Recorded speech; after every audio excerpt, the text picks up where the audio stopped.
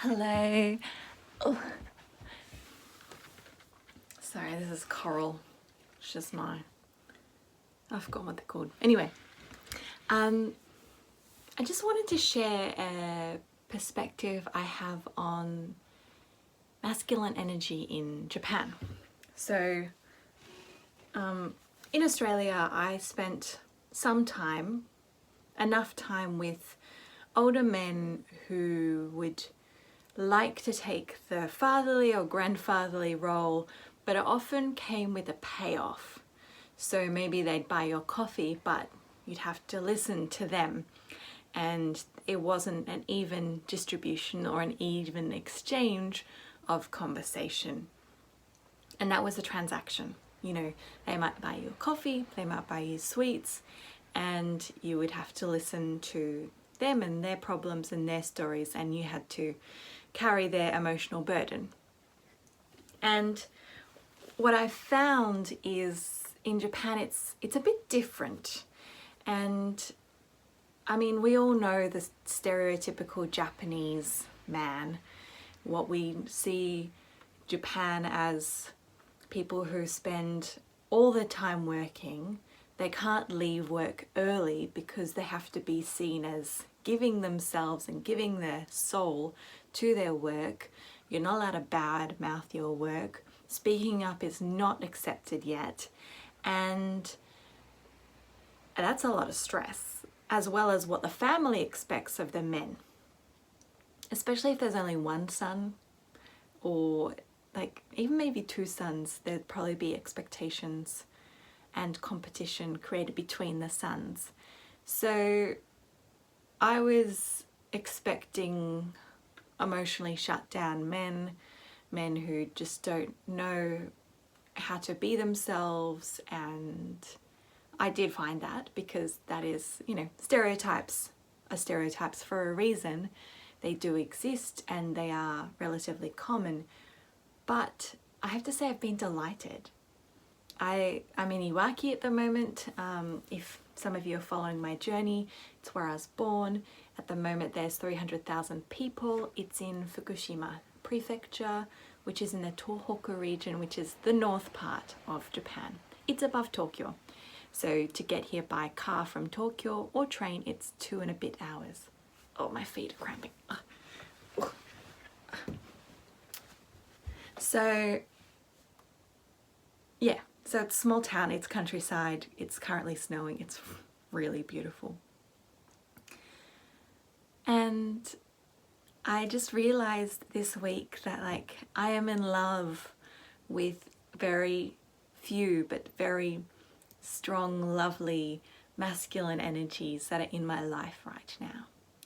And they're not the typical. And that's the shame about it all.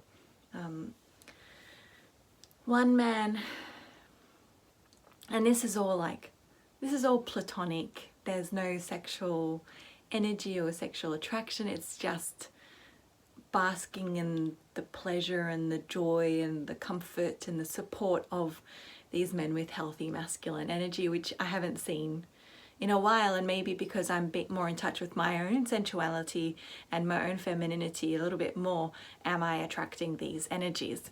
But one man I work with, he's just bizarre, like very strange, cute.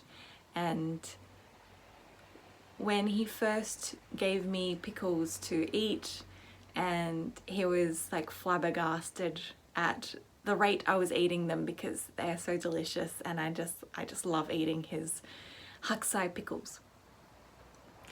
And so I just remember him watching with bewilderment, and then over time that turned to joy, and I could see how much joy it gave him for him to watch me eating his pickles. And he would just give me pickles and just keep giving them to me, and it was always the most delightful exchange. And it's not a transaction, it's a beautiful exchange. And just, he's very tapped into my pickle need. Oh my god, this sounds ridiculous, but he really is tapped into my pickle need. And whenever I would dine at this place that we work together, he's just constantly making me pickles, or like topping up my pickles, or making cute jokes that I don't always understand. Like, he's the first person that sort of discounted the language barrier with me, and that's just been absolutely delightful. And so I've been learning like what Japanese middle-aged men jokes are. And so I'll tell you the first one. I have no idea what the actual like word for word joke is, but the punchline was hakusai, which is wombok or Chinese cabbage. So there's hakusai, and that's the pickle. Often he gives me Chinese cabbage pickle, hakusai, and kusai, which means stinky or like doesn't smell good. So he was making a joke about hakusai and kusai, and it was weird, but like that was when we had our first I understand you, you understand me. And it very much contrasts with the other man that is at that workplace who has a not so healthy masculine energy. He feels like a boy, you know, like a teenage boy who feels defiant. Like he has that sort of energy. So Pickle Guy is just such a breath of fresh air, and he's pretty much a farmer that makes food, and just it gives him joy to make food, and to make food. Oh my God, where's my grammar gone? And he makes us waitresses food that he can't eat himself because he's diabetic. And I just think that's the most beautiful thing. Like, my father has cooked for me my whole childhood, and you know, like, it's very normal for the person that's the cook in the family to make foods that they like, to make foods that they will eat. And I also do the same, because if there's leftovers, I want to know that they're going to be eaten. But for Pickle Guy to just make things that he can't eat himself, that he likes to give to people and watch them eat, it's just, yeah, it's just delightful. And he's unmarried, and so is this other man who gives me the most wonderful, healthy masculine energy.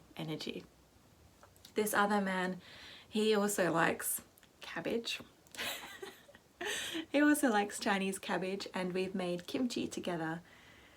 But he's just got a lightness, and he likes to joke, and he likes to, it feels like, oh, what did I watch? I watched an Instagram reel one time. Oh, sorry, my feet. I watched an Instagram reel one time where someone was describing how neurodivergents like show love to each other, and they were using the penguin who like brings pebbles to their to the penguin they want to court. And it feels like this is the energy. He comes to the cafe where I work, which is a different workplace, and he brings me pebbles, not real pebbles, but like he'll bring me something to read, or he'll bring me something to do, and he likes to talk to me, and he just likes to play, and he's just very comfortable with himself. And again, his wife died several years ago, and he lives alone, and he cooks for himself. And I don't know what it is, but there's this weird energy. So like a lot of young men in Japan, they don't want wives, they don't want to have to deal with women, they've just said no. But it feels like the defiant teenage boy, like it's really defiant teenage boy. And then in the countryside, there's a little bit more of just, you know, being connected to the land and earth, and like it's beautiful soil here. It's just gorgeous. Food's amazing. Like the cabbage is just so sweet. Keep going on about cabbage, but like they do fruit and vegetables here so well. It grows so beautifully. It tastes amazing. And like, that's the earthy, grounded man that I've been encountering. I feel like an explorer. I've been encountering the healthy masculine male energy. David Attenborough came. And yeah, I just really wanted to share this with you because it's not a perspective you get when you come to be a tourist in Japan. It's not something you really get to hear about or to get to experience, because often like the ojicha, the like grandpas that you do meet, like if you do go to a wolfing sort of situation, or if you do go to a place that's on a farm where you might do a little bit of farm work, or the people taking care of you and making your food and looking after your room and shared space, they are making their own vegetables. The women will mostly be in the masculine role. They'll be the ones doing, and it's the men that are receiving.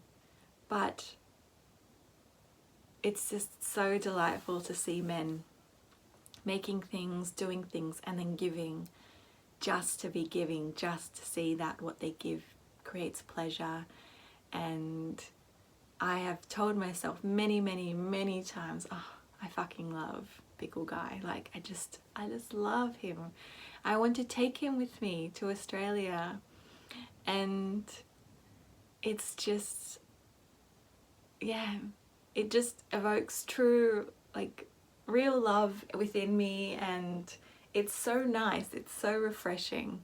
And I've been single for a while, so it's not necessarily like, yeah, like I said, it's not sexual at all, but it's just so nice to feel seen.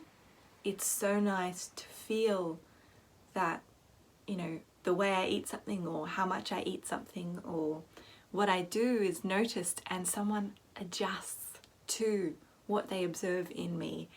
And because that's how I want my partner to treat me. I want my partner to be observant about me as I am as observant about everyone around me.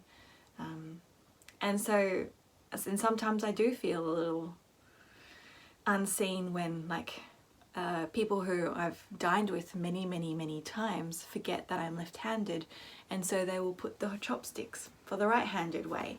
And, you know, it takes 2 seconds to swap it. But when it does happen, when someone does do that for me, I just feel so loved and so seen.